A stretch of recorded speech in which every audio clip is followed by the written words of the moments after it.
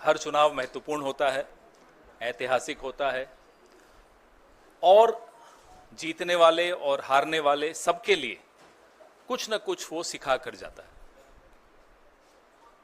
जम्मू कश्मीर में 10 साल बाद एक चुनाव हुआ। जिन परिस्थितियों में हुआ वो आपके सामने है।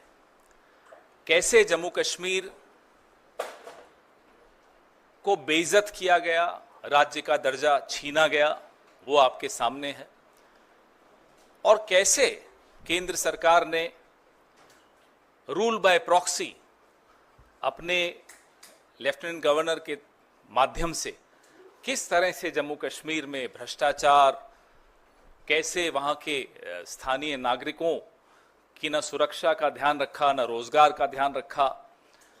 लगातार जो खबरें, आतंकवाद बढ़ने की खबरें, जम्मू रीजन तक में आतंकवादी हमले होने लगे, न आम नागरिक वहां सुरक्षित महसूस करता है, न पर्यटक महसूस करते हैं अपने आप को सुरक्षित।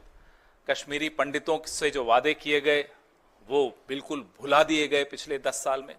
ये सब इन परिस्थितियों के बीच में जम्मू कश्मीर में एक चुनाव हुआ, ऐतिहासिक चुनाव था और जम्मू कश्मीर के बाशिंदों ने एक स्पष्ट जनादेश दिया। जम्मू कश्मीर, आज भी हम उसको राज्य ही मानते हैं, तो मैं तो यही कहूंगा कि जम्मू कश्मीर राज्य के लोगों को बहुत बहुत मुबारक कि उन्होंने इस चुनाव में बढ़ चढ़कर हिस्सा लिया और करारा जवाब दिया उन लोगों को जिन्होंने जम्मू कश्मीर की इज्जत को रौंदने में कोई कसर नहीं छोड़ी थी। जैसा कि आप सब जानते हैं, पूर्ण राज्य का दर्जा छीनकर यूनियन टेरिटरी बनाना अपने आप में अप्रत्याशित था।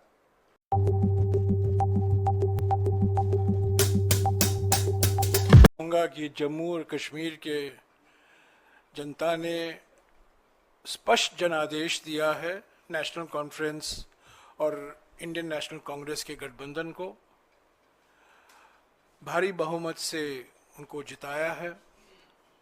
सरकार बनेगी, साझा कार्यक्रम होगा और पूरा प्रयास किया जाएगा।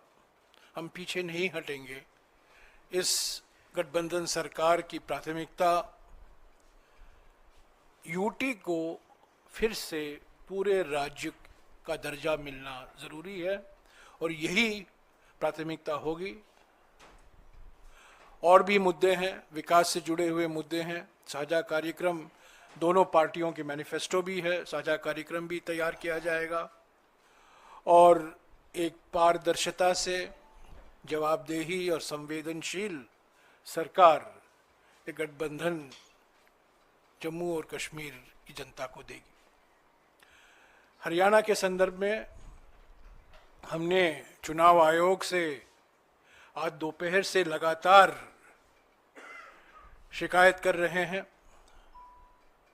उनसे जवाब भी आया है, उस जवाब का जवाब भी मैं दे रहा हूं और उसके बाद भी 3 या 4 जिलों से बड़े गंभीर शिकायत आए हैं। वो सब कल या परसों हम चुनाव आयोग के सामने पेश करेंगे। पर मैं फिर से दोहराना चाहता हूं, हरियाणा के चुनाव के नतीजे अप्रत्याशित हैं, आश्चर्यजनक हैं और इसको हम स्वीकार नहीं कर सकते क्योंकि ये लोकतंत्र की हार हुई है और तंत्र की जीत हुई है। इसके ऊपर मैं आज कुछ नहीं कहूँगा। जब हम सारे शिकायत इकट्ठा करके चुनाव आयोग से समय मांगेंगे, हम उम्मीद करते हैं कि वो समय हमें मिलेगा।